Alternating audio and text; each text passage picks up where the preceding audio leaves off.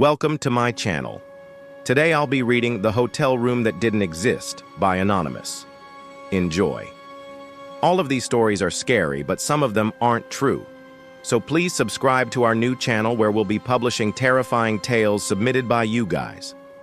The link will be down below. It was late at night and I was tired from my day of traveling for work. All I wanted to do was get to the hotel, drop my stuff off and go to sleep. The drive to this place had taken hours, and the fact that I was still awake really wasn't helping. As soon as I walked into the lobby of the old hotel, I knew it would do just fine. The wallpaper was peeling away from the walls in several places, and the neon lights buzzed ominously. The lobby smelled like mildew and old carpet. I sighed and checked in. The man behind the counter was barely paying attention to me. He asked me for my ID, and then he held it briefly before tossing it back to me. I couldn't help but notice that his eyes seemed vacant and lifeless. After he handed over the keycard for my room, I headed toward the stairs. The elevator was out of order, and I didn't want to wait for the maintenance guy to fix it. I figured I'd climb the stairs. I walked down a long hallway to get to the stairwell. I pushed the door open and began climbing the stairs. I stopped every few steps to catch my breath because I was winded from carrying my heavy suitcase up the stairs. As I approached the top of the stairs, I could see a door at the end of the hall that was slightly ajar. I noticed that the door had no room number and it didn't seem to match the others. It was black, while all the other doors were white. Just as I reached the landing, a sudden gust of wind blew through the stairwell, slamming the door shut. I paused, startled by the sound of the door hitting the wall. I wasn't sure if I should continue on or head back downstairs. After a few moments, I decided to check out the strange door. I stepped out into the hallway and inserted my keycard into the slot, but it didn't seem to work. I tried again, but it still didn't open the door. I turned around to look for another entrance to the stairwell so I could go back downstairs. When I did, I realized that the hallway I had just been in was gone. Instead of the stairs, there was a long wall, and the door I had come through was nowhere to be seen. I backed away from the wall and turned toward the door that I thought would take me to my room. I pressed it open and stepped inside. The room was dark and musty, like no one had been in it for decades. The air hung heavy with the scent of stale cigarettes and decaying wood. The furniture was old-fashioned and mismatched. A heavy wooden desk and chair here, a chipped vanity table there, a wardrobe that looked like something out of an antique shop. I walked over to the desk and flipped on the light switch. The bulb flickered weakly before turning off again, plunging the room into darkness. I fumbled for my phone and turned on the flashlight. With the dim light from my phone illuminating the room, I noticed a full-length mirror propped up against the wall. I approached it cautiously, half expecting to see my own reflection staring back at me. Instead, the mirror seemed to show a different room entirely. It was a spacious, well-lit room with a king-size bed, a flat-screen TV, and a modern bathroom. The room looked nothing like the one I was currently in. I stared at the mirror, confused and frightened, unsure of what to do next. I needed to get out of this room, find my way back to the hallway, and figure out where I actually was. As I turned to leave, something caught my eye. On the nightstand next to the bed was a phone. I hesitated for a moment, torn between my desire to escape the room and my morbid curiosity about the phone. But my better judgment won out, and I quickly moved away from it.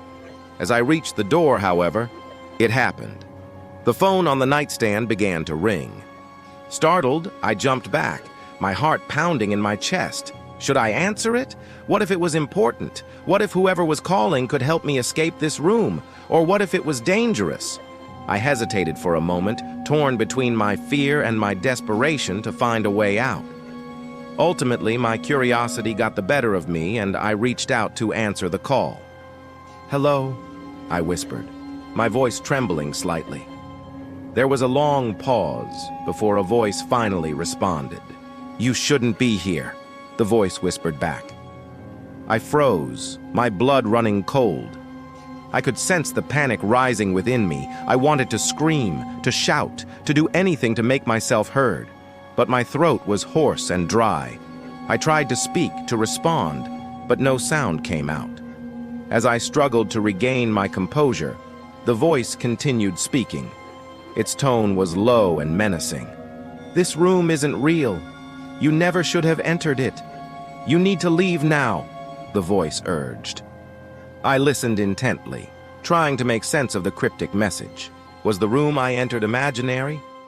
Was I dreaming? Or was someone deliberately trying to scare me? I wasn't sure what to believe.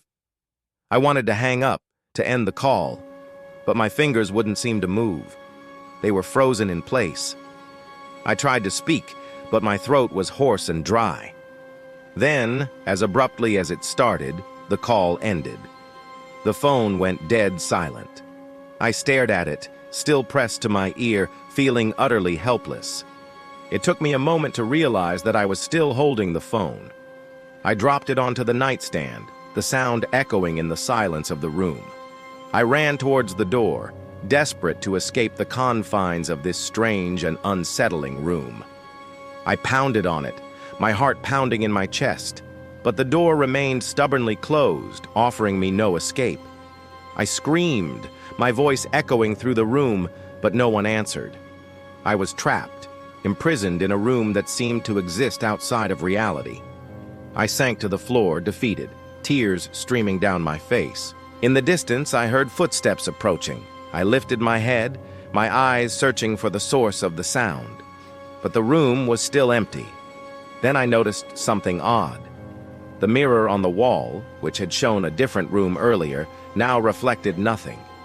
It was as if it had lost its ability to reflect. I stood up and walked towards the mirror, my eyes fixed on my own reflection. But instead of seeing myself, I saw blackness. A wave of nausea washed over me.